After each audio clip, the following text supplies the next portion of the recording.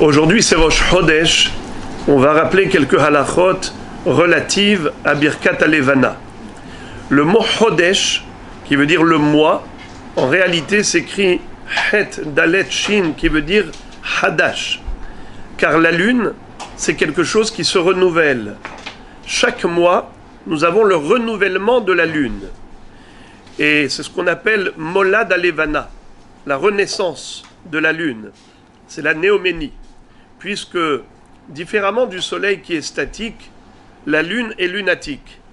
Pendant 15 jours, elle progresse, pendant 15 jours, elle régresse, jusqu'à disparaître totalement. Et ensuite, après quelques heures, elle réapparaît.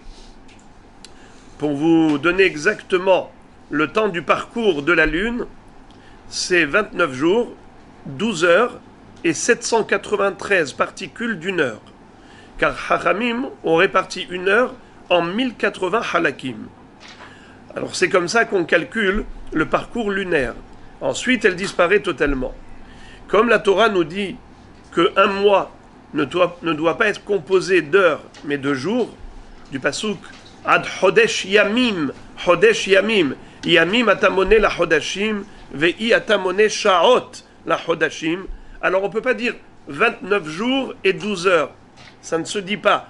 Un mois doit être composé de jours et pas d'heures. Alors on dit ou 29 jours ou 30 jours. Au lieu de 29 et demi, on associe les 12 et 12, ça nous fait 24 heures. Alors on a des mois de 30 jours, on a des mois de 29 jours. 6 mois de 30, ça fait 180 jours. 6 mois de 29 jours, ça fait 174 jours. 180 plus 174 égale 354. 354, c'est exactement le nombre de jours qui constitue une année lunaire. L'année solaire, c'est 365 jours et 6 heures, mais l'année lunaire, elle est de 354 jours. Et c'est la raison d'ailleurs pour laquelle on a 2 Hadar. Pourquoi est-ce qu'on a 2 Hadarim? C'est que lorsqu'à un moment donné, il y a un trop grand décalage entre l'année solaire et l'année lunaire, tous les 3 ans, on va avoir 11 jours de décalage par année, 365 moins 354 égale 11. Alors lorsqu'on a 3 ans, ça nous fait 33 jours d'écart. C'est la raison pour laquelle on rajoute un deuxième Hadar, comme cette année qui est une année embolismique, une année de 2 Hadarim, pour remettre au diapason le soleil et la lune, afin que les fêtes juives tombent pendant les saisons qui correspondent. Shamor et Chodesh Aviv, que Pessah tombe au printemps, et ainsi de suite, et non pas avoir des fêtes qui sont totalement en décalage par rapport aux saisons. Car les saisons sont relatives au soleil, au parcours solaire, et non pas au parcours lunaire. Bon, ça c'était une parenthèse, introduction, pour comprendre que la lune s'appelle Chodesh parce qu'elle est Hadasha, parce qu'elle est Mithadeshet, elle se renouvelle chaque mois. Et donc après chaque renouvellement de la lune, on doit compter, d'après le Shulchan Aruch, 7 jours pour faire Birkat Halevana. La bracha que l'on fait à Akadosh Baruch Hu qui a créé la lune. Mais les poskim nous disent que ça c'est les Chatchila. On attend 7 jours depuis le Molad Halevana, depuis Rosh Chodesh. Mais en réalité, si on se trouve dans des pays comme en Europe, où il y a très souvent le ciel couvert de nuages, et on risque de perdre carrément la bracha pendant ce mois-ci, alors dans ce cas, il va falloir faire Birkat Halevana, même avant 7 jours depuis Rosh Chodesh. Après 3 jours seulement, ça suffit. Si 3 jours se sont écoulés depuis le Rosh Chodesh, eh bien en effet, on peut déjà faire Birkat Halevana s'il y a une crainte, comme en hiver, où très souvent le ciel est couvert de nuages. Parce que Me'ikar Adin, la halacha est qu'après 3 jours depuis le Molad, on peut faire Birkat Halevana. Pourquoi est-ce qu'il faut faire Birkat Halevana à l'extérieur et pas à l'intérieur de la maison, au travers d'une fenêtre, même en ouvrant la fenêtre? Pourquoi? Parce que cette bracha-là s'appelle Kabbalat Penei HaShechina. Comme on le dit d'ailleurs, dans le récital de Birkat Alvana, nous disons comme ça, Tana deve Rabbi Ishmael, il malé lo zahu bene Israël leakbil pene aviem shebashamayim, ela param ahad bachodesh dayam, amar abaye hilkach nimrinhu me'omed. Qu'est-ce que ça veut dire? Que à chaque fois qu'on fait Birkat Alevana, c'est comme si on accueillait la Shekhinah. C'est la raison pour laquelle il faut réciter cette bracha en étant debout. D'ailleurs même, nous dit le Rama qu'il faut avoir les pieds joints. Le Shulchan Aruch nous dit qu'il faut avoir les pieds joints comme pour la Hamida, avec kavod pour la Shekhinah. Et pourquoi est-ce qu'on compare cette mitzvah de Birkat Alevana à Kabbalat Pene Shekhinah? Il est écrit dans Rabbeinu Yonah, l'un des Rishonim, que malheureusement, l'être humain s'habitue très vite aux merveilles de la création. Il ne remarque plus la présence divine au travers des créatures. Normalement, chaque créature témoigne de la présence du Créateur. Mais on s'y habitue. Tandis que la lune ne nous laisse pas tomber dans le piège de l'accoutumance. Chaque mois, la lune disparaît et elle réapparaît. C'est comme ça que elle nous stimule à réfléchir que oui, Akadosh Baruch Hu est présent dans la nature. Il renouvelle à chaque instant l'ensemble du cosmos. C'est pour cela que c'est considéré comme l'Ekabel Pene Shekhinah. C'est pourquoi il faut sortir à l'extérieur. Tu n'accueilles pas le roi chez toi. C'est toi qui vas aller vers lui. C'est pour ça qu'on sort de chez soi. Mais évidemment, si on est retenu parce que quelqu'un est malade, il ne peut pas sortir à l'extérieur, il fait froid. Ou bien, par exemple, quelqu'un qui est dans l'avion, et il sait que voilà, il est le dernier jour de Birkat Alvana, s'il ne fait pas la Birkat Alvana dans l'avion, au travers de la fenêtre, du hublot de l'avion, eh bien, il va perdre la bracha.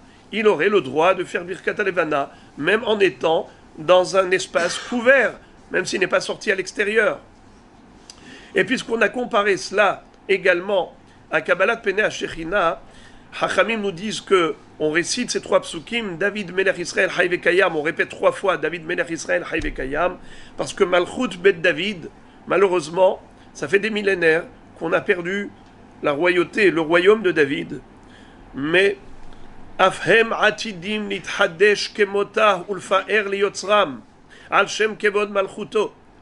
On sait que la Malchut Bet David a été comparée à la lune. La lune, c'est vrai qu'elle disparaît à un moment donné, mais elle réapparaît. Hodesh Hadash. Eh bien, Malchut Bet David, Omedet It Hadesh. Et je vous lis les mots du Rama qui sont des mots très forts.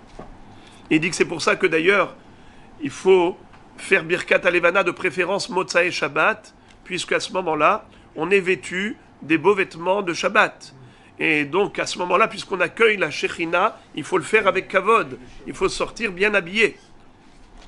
Alors je vous lis, Nohagim Lomar David Melech Israël Chai Vekayam, Shemalchuto Nimshela la Levana, Ve'atid leithadesh kemotah, Ukneset Israël, Tahzor leidabek beba'lah, Shehu HaKadosh Baruch Hu, Dugmat HaLevana, Hamithadeshet im ha'chama, Shene'emar, Shemesh u'magen Hashem. ולכן עושים שמחות וריקודים בקידוש החודש דוגמת שמחת הנישואין. Le Rama nous dit que, étant donné que nous allons nous renouveler, Am Israël va connaître une nouvelle ère au moment de l'avènement messianique, lorsque Akadosh Baruch Hu, qui se compare au Shemesh, qui Shemesh ou Magen Hashem Tsevaot, alors, Vehaya or alevana ke or hama, ve or hama yeshivataim. Ça veut dire qu'il va y avoir un renouvellement de toute l'histoire juive, parce que il y aura la simcha des retrouvailles, les retrouvailles entre Akadosh Baruch Hu et Am Israël après la longue galoute. Au moment de la Geoula Shlema, Yassis alayich Elohaich kimsos hatan al kala. C'est la raison pour laquelle il faut se réjouir au moment où on fait Birkat Alevana. Et d'ailleurs, même les Ashkenazim font mieux. Ils dansent carrément. Après Birkat Elevana, ils se mettent à danser. Donc, ça, c'est dire l'importance de cette beracha. Mais quelqu'un qui sait qu'il risque de perdre carrément la bracha à cause des nuages qui peuvent couvrir le ciel, et donc il n'aura pas cette chance, surtout en Europe, où très souvent le ciel est couvert, alors il n'est pas obligé de faire Birkat Alevana Motzae Shabbat. Il peut faire même avant Motzae Shabbat, tant que l'occasion se présente à lui. Et également, comme on a dit, quelqu'un qui est malade n'est pas obligé de sortir à l'extérieur. Il peut le faire dans un espace couvert. Et en tout cas, c'est quelque chose, c'est une bracha qui est très importante et qu'il ne faut pas perdre. Donc dès qu'on a l'occasion, et on préfère le faire Berov Am, c'est-à-dire 10 ensemble, on est Tzibour, bien que la bracha dans l'absolu peut se faire Beyahid. Et je terminerai avec le dernier détail, c'est que si quelqu'un n'a pas fait Birkat Alevana jusqu'au 15e jour du mois, la veille du 15, c'est le dernier jour, ce qu'on appelle l'El Tetvav, l'El tout, la nuit qui est la veille du 15e jour du mois, c'est le dernier jour du Birkat Alevana. Alors à ce moment-là, entre 14 et 15, 14 au soir, qui est la veille du 15, à ce moment-là, ces derniers jours, eh bien, même si c'est Shabbat, on peut faire Birkat Alevana. Bien que normalement, Al-Pia Kabbalah, on ne fait pas de Birkat Alevana Shabbat, mais dans l'hypothèse où on se retrouve le dernier jour parce qu'il y avait des nuages pendant toute la période, ou pour une raison quelconque qui n'a pas fait Birkat Alevana, alors il peut encore faire pendant vendredi soir, qui est Shabbat et qui est en même temps la veille du 15. C'est 7 jours francs. Entendu 7 jours, 7 jours.